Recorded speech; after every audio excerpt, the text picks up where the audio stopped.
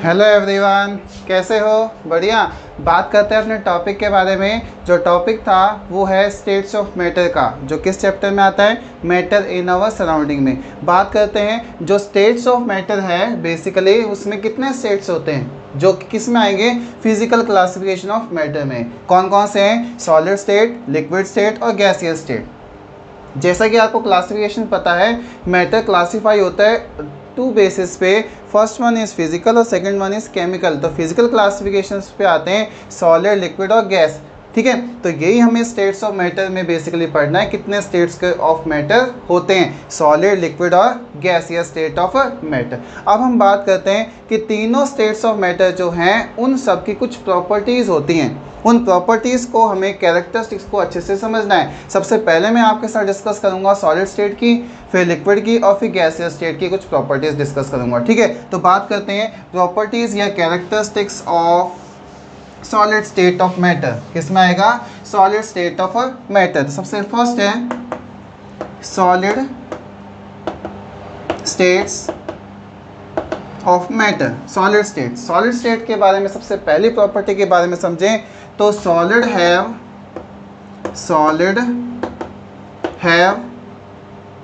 Definite shape and volume. जो volume होता है और जो शेप होता है वो डेफिनेट होता है। ये फर्स्ट कैरेक्टरिस्टिक, क्या पढ़ रहे हैं यहाँ पे हम? Characteristics of states of matter में सॉलिड स्टेट की फर्स्ट कैरेक्टरिस्टिक्स है solid have definite shape and definite volume. उनका शेप और वॉल्यूम डेफिनेट होता है। किस लिए? क्योंकि पार्टिकल्स में इंटरमॉलिक्यूलर फोर्स ऑफ अट्रैक्शन कैसा होता है? मैक्सिमम होता है। और मैक्सिमम फोर्स ऑफ अट्रैक्शन तो पार्टिकल्स क्लोजली अरेंज होंगे। अगर क्लोजली अरेंज हैं तो उनमें नंबर ऑफ पार्टिकल्स फिक्स आ जाएंगे और साथ में उनका जो शेप होगा वो कैसा होगा? डेफिनेट होगा। इसलिए हम कह सकते हैं जो सॉलिड होते हैं उनका definite shape and definite volume होता है। ठीक है, समझ में आ गया पहला? क्योंकि इसमें क्या होगा? Due to strong intermolecular forces of attraction. जो intermolecular forces of attractions होते हैं वो मैक्सिमम होते हैं, स्ट्रॉन्ग होते हैं, इसलिए solid have definite shape and definite volume होता है। मान लीजिए ये कुछ पार्टिकल्स हैं सॉलिड के, आप देख रहे हो बिल्कुल ही नज़दीक अरेंज है, बिल्कुल नज़दीक है। इसका मतलब इनका जो स्टेट आएगा वो डेफिनेट स्टेट ऑफ मैटर होंगे और सॉलिड स्टेट बनेंगे। इस तरीके से definite shape and definite volume आ जाएगा।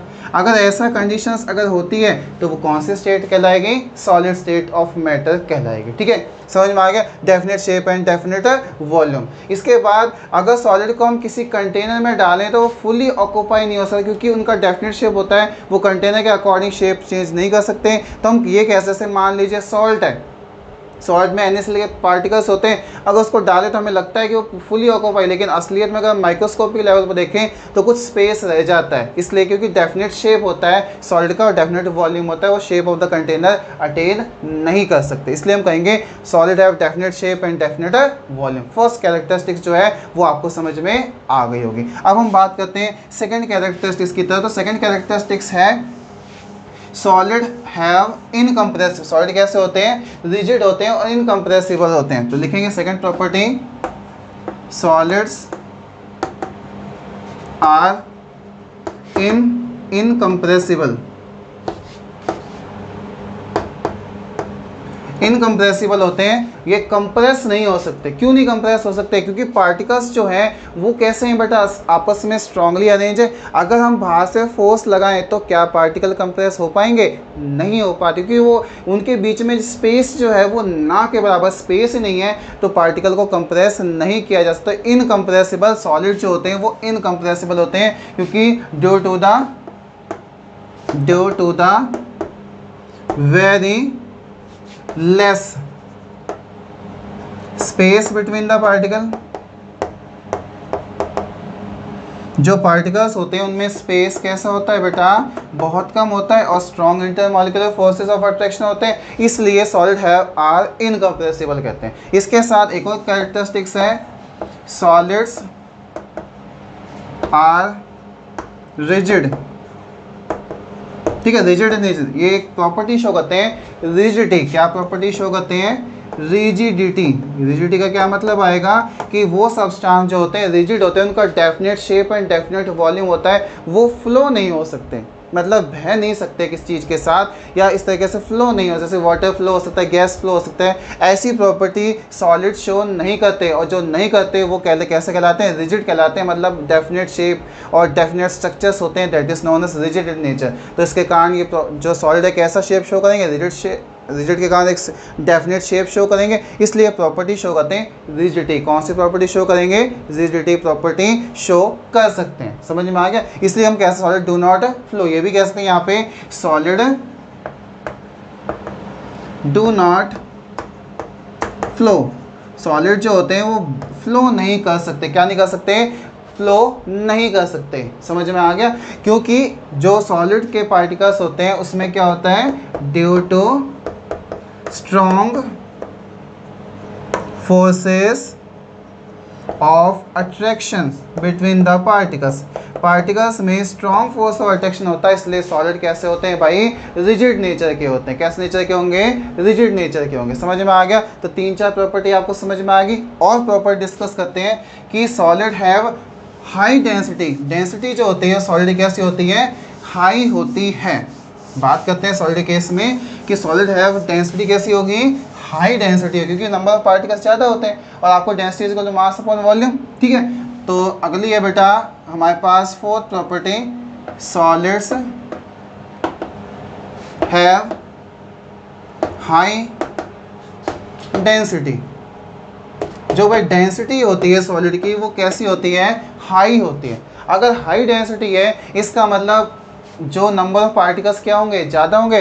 नंबर ऑफ पार्टिकल्स ज़्यादा है तो उसका मास ज़्यादा हो, मास ज़्यादा डेंसिटी भी ज़्यादा हो। सीधी सी बात है कि डेंसिटी जो होती है वो मास अपॉन वॉल्यूम के बराबर होती है, और मास बेसिकली नंबर ऑफ पार्टिकल्स पर डिपेंड करता है, नंबर ऑफ पार्टिकल्स पर डिपेंड करता है। और सॉलिड में नंबर ऑफ पार्टिकल्स क्या होते हैं बेटा? ज़्यादा होते हैं, क्योंकि number of particles in case of solid क्या होते हैं? मोर होते हैं। अगर नंबर ऑफ पार्टिकल्स ज़्यादा है तो मास ज़्यादा होगा, और मास ज़्यादा इसका मतलब डेंसिटी भी ज़्यादा, क्योंकि डेंसिटी जो होती है वो directly proportional to mass of the volume. सीधी सी बात है, अगर मास ज़्यादा है तो डेंसिटी भी ज़्यादा होगी। और इसमें ये भी बात है, डेंसिटी जो होती है इन्वर्सली प्रोपोर्शनल टू वॉल्यूम भी होता है।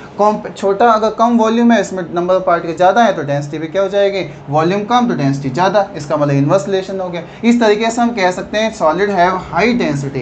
डेंसिटी जो होती है सॉलिड कैसी होती है? हाई होती है। ये बात भी आपको याद रखनी है। इसके बाद हम बात करते हैं, अगर सॉलिड की डेंसिटी हाई है इसका मतलब है कि इनका जो मेल्टिंग एंड बॉइलिंग पॉइंट जो होता है वो कैसा होता है? हाई होता है। तो फिफ्थ प्रॉपर्टी की तरफ चले गए, solids have high melting and boiling point। इनका बॉइलिंग और मेल्टिंग पॉइंट जो होता है वो हाई होता है, क्योंकि डेंसिटी ज़्यादा है, नंबर ऑफ पार्टिकल ज़्यादा है, ज़्यादा कॉम्पैक्टली अरेंज है, मोर फोर्स ऑफ अट्रैक्शन है, तो उनको जो बॉन्ड्स को ब्रेक करने के लिए एनर्जी भी क्या देनी पड़ेगी? ज़्यादा देनी पड़ेगी। अगर एनर्जी ज़्यादा देंगे तो इसका मतलब जो उनका मेल्टिंग एंड बॉइलिंग पॉइंट भी क्या होगा? हाई। तो लिख सकते हैं due to more forces of attraction, due to more forces of attraction between the particles, between the particles, particles के बीच में मोर या मैक्सिमम फोर्स ऑफ अट्रैक्शन होता है, इसलिए जो मेल्टिंग एंड बॉइलिंग पॉइंट होता है वो कैसा होगा? ज़्यादा हो, क्योंकि मोर फोर्स ऑफ अट्रैक्शन है तो क्या होगा? जो बॉन्ड्स होंगे उनको ब्रेक करने के लिए ज़्यादा एनर्जी देनी पड़ेगी, ज़्यादा एनर्जी देंगे तो इसका मतलब उनका melting and boiling point automatically कैसा हो जाएगा? ज़्यादा हो जाएगा। और बात करें तो solids have least inter particle space. Solid क्या होगा? Solid have least inter particle space. जो इंटर पार्टिकल स्पेस होता है सॉलिड में कैसा होता है? लीस्ट होता है, ना के बराबर। अगर पार्टिकल सॉलिड में आपको पता है बिल्कुल नज़दीक नज़दीक अरेंज है, अगर नज़दीक नज़दीक अरेंज है इसका मतलब जो स्पेस है पार्टिकल्स में वो भाई ना के बराबर, जो इस बीच में स्पेस है बिल्कुल ही थोड़ा सा स्पेस प्रेजेंट होता है, ना के इन कंपेरिजन लिक्विड और गैस के कंपेरिजन में इसमें स्पेस बहुत कम होता है, तो इसके बीच में लीस्ट इंटर पार्टिकल स्पेस होता है, ये बात आपको याद रखनी है, ठीक है। इसके बाद जो फोर्सेस ऑफ अट्रैक्शन होता है पार्टिकल्स में वो कैसा होगा, मैक्सिमम फोर्स ऑफ अट्रैक्शन होगा। अगर हम सेवंथ प्रॉपर्टी की तरफ चलें तो solids have maximum forces of attraction, maximum forces of attraction between the particles, particles में मैक्सिमम फोर्स ऑफ अट्रैक्शन, क्योंकि पार्टिकल्स जब नज़दीक नज़दीक है तो फोर्स ऑफ अट्रैक्शन क्या होगा, ज़्यादा होगा, ठीक है। और जो सॉलिड के पार्टिकल्स होते हैं वो ऑसिलेटरी मोशन शो कर सकते हैं, वाइब्रेटरी मोशन शो कर सकते हैं, मतलब एक पर्टिकुलर पॉइंट पे इस तरीके से वाइब्रेट हो सकते हैं, तो सॉलिड कैसे मोशन शो करेंगे, ऑसिलेटरी या वाइब्रेटरी मोशन शो कर सकते हैं। जिसमें लिख सकते हैं एट प्रॉपर्टी में सॉलिड्स शो वाइब्रेटरी, कौन सा होगा, वाइब्रेटरी मोशन शो करते हैं, कैसा मोशन शो करते हैं, वाइब्रेटरी मोशन शो करते हैं, वाइब्रेशन या ऑसिलेटरी मोशन शो कर सकते हैं, समझ में आ गया। और इसके साथ जो पार्टिकल्स नज़दीक नज़दीक हैं तो इनकी जो काइनेटिक एनर्जी होगी पार्टिकल्स की वो कैसी होगी, कम होगी, तो इसका हम कह सकते हैं नाइन्थ में solids particles have less kinetic energy, नहीं काइनेटिक एनर्जी कैसी होगी, लेस होती है एज कंपैरिजन टू लिक्विड और गैसेस के कंपैरिजन में, ठीक है। तो ये कुछ प्रॉपर्टीज थी किसकी, solid state of matter. In property को आइडेंटिफाई करके हम कह सकते हैं कि अगर ये प्रॉपर्टी शो कर रहा है कोई सब्सटेंस तो डेफिनेटली वो क्या होगा, सॉलिड होगा। समझ में आ गई, तो सॉलिड की प्रॉपर्टीज आपको समझ में आ गई। अब हम बात करते हैं लिक्विड और गैसेस की, तो अब सेकेंड सेक्शन आ गया properties of liquid states of matter. क्या करेंगे, लिक्विड स्टेट्स ऑफ मेटल्स की प्रॉपर्टीज हम डिस्कस करेंगे। तो liquid state of matter that is the next topic. Second है liquid states of matter. Liquid states of matter की जो कैरेक्टरिस्टिक्स हैं उनको हम अब क्या कर लेते हैं, समझ लेते हैं। सबसे पहली कैरेक्टरिस्टिक्स है liquid have definite volume but not definite shape. First है liquid have definite volume but no definite shape। इनका शेप जो होता है वो डेफिनेट नहीं होता, क्योंकि जिस कंटेनर में डालेंगे उस कंटेनर के अकॉर्डिंग वो शेप अटेन कर लेते हैं। मान लीजिए ये मेरे पास एक, मान लीजिए ग्लास है, एक ग्लास है, इस तरीके से मेरे पास एक बीकर है, ठीक है। इस तरीके से इसका बीकर का शेप कुछ इस तरीके से, देखो तीनों कंटेनर्स हैं, इसको ए मान लीजिए, इसको बी मान लीजिए, इसको सी मान, तीनों कंटेनर्स जो है वो है अलग अलग शेप के। अगर इन सभी में मैं 100 ml वाटर डालता हूँ, क्या डालता हूँ, 100 ml वाटर, तो water is in liquid state, पता है हमें, क्योंकि पार्टिकल्स में इंटर पार्टिकल स्पेस कम होता है ना। इसका मतलब 100 ml वाटर डालेंगे तो इसमें जो वाटर अगर 100 ml डालेगा तो इस तरह का शेप आएगा, इसमें शेप ऐसा आएगा और भाई इसमें शेप ऐसा आएगा।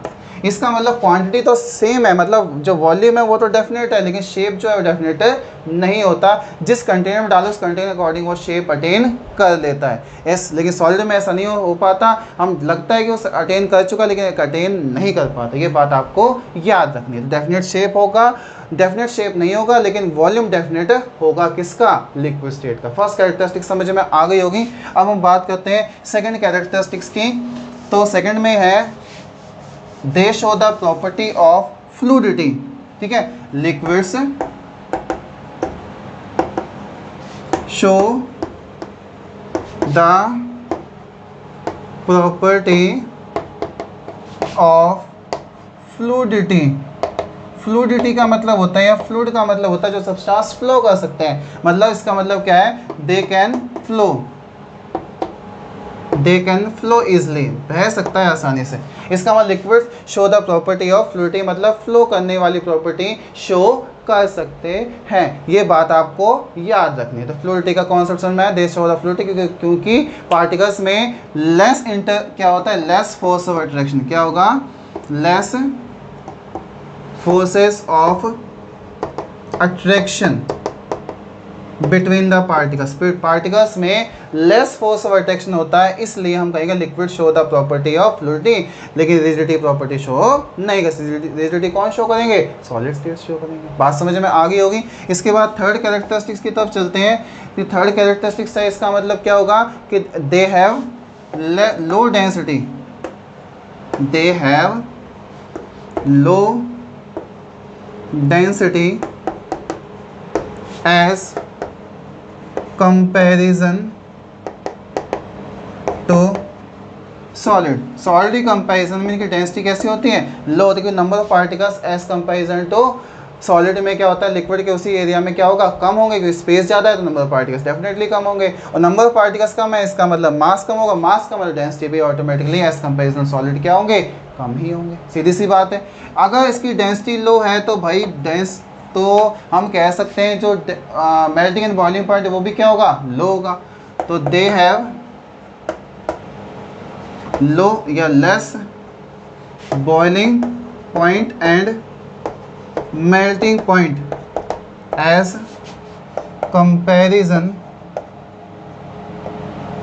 To solid. सॉलिड कंपैरिजन का मेल्टिंग एंड बीपीटी का मतलब बॉइलिंग पॉइंट और एमपीटी का मतलब मेल्टिंग पॉइंट होते हैं। समझ में आ गया, मेल्टिंग पॉइंट होते हैं। इस तरीके से आपको याद रखना है, मेल्टिंग पॉइंट और बॉइलिंग पॉइंट क्या होते हैं, लिक्विड के सॉलिड स्टेट से क्या होते हैं, कम होते हैं। ये बात आपको याद रहेगी। तो ये फोर्थ प्रॉपर्टी होगी। इसके बाद हम बात करें फिफ्थ आगे की प्रॉपर्टीज के बारे में, तो भाई इंटर पार्टिकल स्पेस क्या होगा, एज कंपेरिजन टू सॉलिड थोड़ा सा ज़्यादा ही होगा।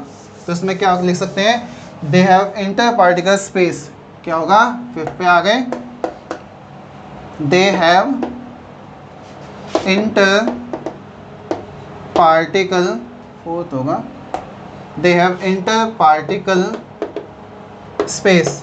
इसमें क्या होगा, इंटर पार्टिकल स्पेस होगा, क्योंकि पार्टिकल जब अरेंज होते हैं लिक्विड में तो थोड़ा सा क्या होता है भाई, डिस्टेंस होता है, डिस्टेंस होगा तो इंटर पार्टिकल स्पेस भी होगा। ये मान लो इंटर पार्टिकल स्पेस भी है, ये क्या है बीच में, इंटर पार्टिकल स्पेस है, और इंटर पार्टिकल लिक्विड में होता है एज कंपेरिजन टू सॉलिड, इसलिए तो फ्लो कर पाते हैं, है ना। इंटर पार्टिकल स्पेस है तो भाई सीधी सी बात आ गई, दो they have less force of attraction, less forces of attraction, they have less forces of attraction as comparison to solid। solid के कंपैरिजन में फोर्सेस ऑफ अट्रैक्शन क्या होते हैं, लेस होंगे। लेस हैं तो ये कह सकते हैं दे शो द लिटिल कंप्रेसिबिलिटी, क्या कर सकते हैं ये, दे show the little amount of compressibility, क्या शो कर सकते हैं, little amount of compressibility show कर सकते, मतलब ये कुछ अमाउंट में कंप्रेसिबल हो सकते, क्योंकि पार्टिकल्स में क्या है बेटा, स्पेस है, स्पेस है तो फोर्स लगाएंगे, प्रेशर लगाएंगे तो क्या हो सकते हैं, कंप्रेस हो सकते हैं। समझ में आ गया, इसका मतलब कंप्रेसिबिलिटी क्या होगी इसकी, हो सकते हैं, कुछ अमाउंट में कंप्रेसिबल हो सकते हैं, और ये पार्टिकल्स फ्लो भी कर सकते हैं। इनका मेल्टिंग और बॉइलिंग पॉइंट कैसा होगा बेटा, एज कंपेरिजन टू सॉलिड क्या होगा, थोड़ा सा कम होगा। इंटर पार्टिकल स्पेस जो है वो थोड़ा सा ज़्यादा होगा, inter particle force of attraction जो है वो कम होगा एज कंपेरिजन टू सॉलिड। ये बात तो आपको याद करनी है। तो ये कुछ प्रॉपर्टीज़ हैं किसकी, लिक्विड स्टेट ऑफ मैटर की। तो आपको समझ में आ गया हो कैसे सॉलिड से लिक्विड की तरफ बढ़े, अब लिक्विड से अब हम किसकी तरफ बढ़ रहे हैं, गैसियस स्टेट्स ऑफ मैटर की। तो अब हम पढ़ते हैं गैसियस स्टेट्स ऑफ मैटर। तो थर्ड स्टेट है बेसिकली जो हमें अब स्टडी करना है। तो third state of matter that is known as gaseous states of matter. Third है गैसियस स्टेट्स ऑफ मैटर। और गैसियस स्टेट्स ऑफ मैटर कुछ कैरेक्टरिस्टिक्स अब हम देख लेते हैं और हमें समझ में आ गया होगा कि हम क्या रिपीट कर रहे हैं, तो बहुत आसानी से याद हो गई होंगी। अब इसमें क्या होगा, डेफिनेट शेप डेफिनेट वॉल्यूम होगा, तो हम कहेंगे बिल्कुल भी नहीं होगा। इसका मतलब first characteristics, they do not have definite shape and volume.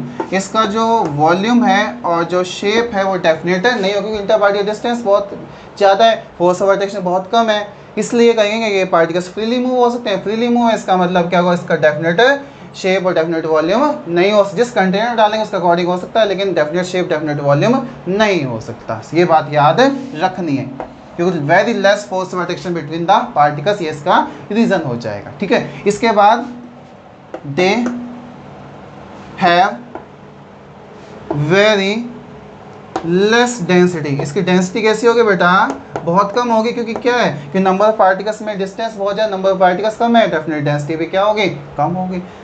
तीसरी कॉन्सेप्ट की तरफ चलें तो they are highly compressible. They are highly compressible, क्या होंगे, हाईली कंप्रेसिबल, बहुत ज़्यादा इसको कंप्रेस किया जाता है, क्योंकि जो नंबर ऑफ पार्टिकल्स है उसमें डिस्टेंस बहुत ज़्यादा है, और डिस्टेंस ज़्यादा है तो इसको कंप्रेसली आसानी से किया जा सकता है, हाईली कंप्रेसिबल होते हैं। हाईली कंप्रेसिबल इसका मतलब हम गैस को प्रेशर अप्लाई करके हम क्या कर सकते हैं कि गैस के पार्टिकल्स को लिक्विड में या दूसरे स्टेट में कन्वर्ट कर सकते हैं। कन्वर्जन में ये चीज़ हम समझेंगे, तो यहाँ के मतलब है कि हाईली कंप्रेसिबल होते हैं। इसके बाद दे show the property of fluidity. देखिए ये शो का क्या करेंगे, दे show the property of fluidity.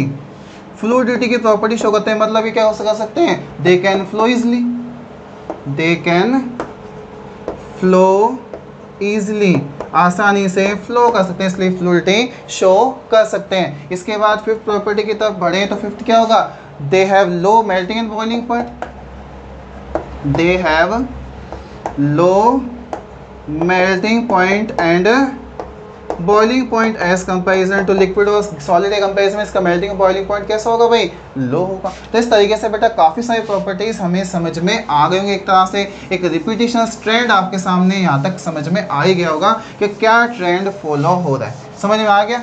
इस तरीके से कुछ कॉन्सेप्ट आपको समझ में आए। इसके साथ और प्रॉपर्टी समझे तो इसमें इंटर पार्टिकल डिस्टेंस क्या होगा, वेरी हाई होगा। तो अगर फिफ्थ प्रॉपर्टी की तरफ चलें तो दे हैव मैक्सिमम इंटर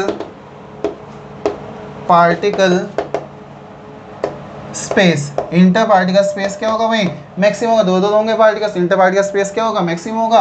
अगर सिक्स की तरफ चले तो they have very less forces of attraction. They have very less forces of attraction between the particles. Particles में बहुत ही कम फोर्स ऑफ अट्रैक्शन होता है, और अगर अट्रैक्शन कम है तो इनकी जो काइनेटिक एनर्जी वो क्या होगी, हाई होगी। तो they have high kinetic energy. अगर काइनेटिक एनर्जी ट्रेंड है सबसे कम किस में होगी, सॉलिड में, उससे ज़्यादा लिक्विड में, सबसे ज़्यादा काइनेटिक एनर्जी पार्टिकल्स किसकी होगी, गैसियस स्टेट में। इसलिए क्या आ सकते हैं, ये फ्लो कर सकते हैं और शो कर सकते हैं, कॉन्सेप्ट ऑफ डिफ्यूजन शो कर सकते हैं। ठीक है, तो ये कुछ प्रॉपर्टीज़ थी जो आपको one by one solid, liquid और गैस के बारे में सारी प्रॉपर्टी आपको समझ में आ गई होंगी। ठीक है, तो इस तरीके से आपको समझ में आया कि सॉलिड क्या होगा, लिक्विड क्या होगा और गैस स्टेट्स ऑफ मैटर क्या होते हैं। तो यहाँ आके सॉलिड, लिक्विड, गैस का जो कॉन्सेप्ट है वो आपका कंप्लीट हो गया। ठीक है, थैंक यू।